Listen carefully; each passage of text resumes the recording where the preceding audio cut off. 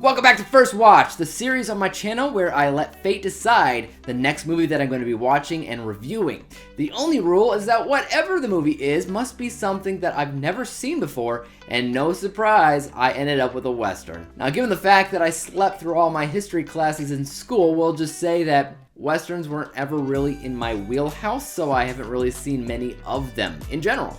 But today, the film chosen for me is a very popular Western film called Tombstone. So let's see if it works out and let's get cracking. Tombstone tells the remarkable true story of the events leading up and following the gunfight at the OK Corral in the late 1800s, involving the main players including Wyatt Earp and Doc Holliday, played by, of course, Kurt Russell and Val Kilmer, as they attempt to head up against one of the earliest gangs in organized crime, simply called the Cowboys. So this film is probably unique only to me in that it covers a true story that's apparently been done more times in film than any other true story out there, or at least it feels like that, because when I looked at that list of adaptations, it was like a mile long, and even though I've heard the name, the gunfight at the OK Corral, I didn't know what it entailed. Likewise, I've heard of the names Wyatt Earp and Doc Holliday. Heck, I've even gone to the gravesite of Doc Holliday in Glenwood Springs more than once, but I didn't know that they knew each other. And yeah, this is definitely a story apparently as old as time, but this was the very first time I've seen the story unfold. And apparently, it was the right variation to start seeing the story told. Because this is definitely a solid Western film that pulls out all the stops. Now, the reason that I don't always care to see a Western is I often think that there's less originality in Westerns than any of the other genres in film. It's almost always the same exact thing.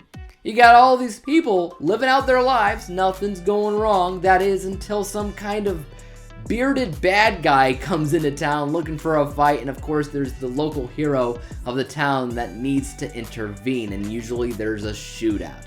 The same definitely goes for this movie, but due to the fact that it is indeed based off of a true story, and that the shootout in question only happens 50% into the movie, what follows feels much more original.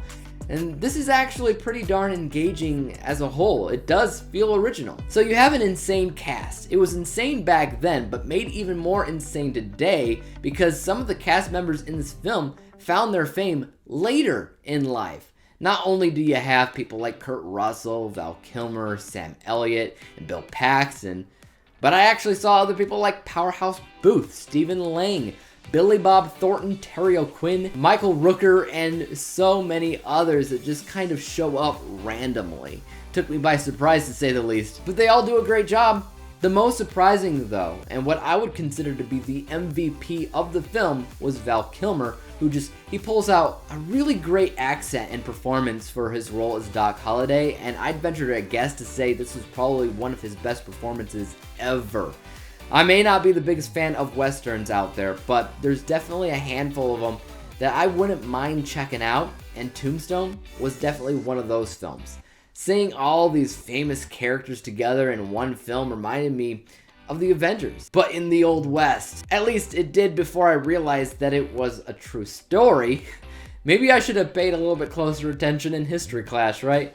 I don't know, structurally, I wasn't sure where the film was going to go from a narrative standpoint, and in a way, I do make the argument that there's not a ton of plot because it is a true story, and real life doesn't always have a plot. But if I was forced to say where the film had a plot, I would say it was kind of a mixture. The first and second act of the film was all about trying to find peace and live a normal life, while the third act was much more about retribution, revenge, and justice. And that the entire third act is fantastic, by the way. But overall, I am glad that I saw it. But let's take a look at my final overall score for Tombstone, which I rated an A- letter grade final overall score of 87%.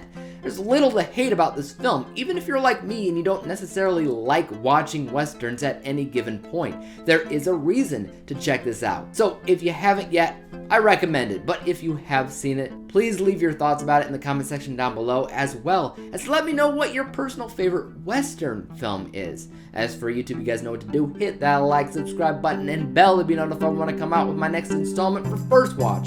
But until then, peace! out.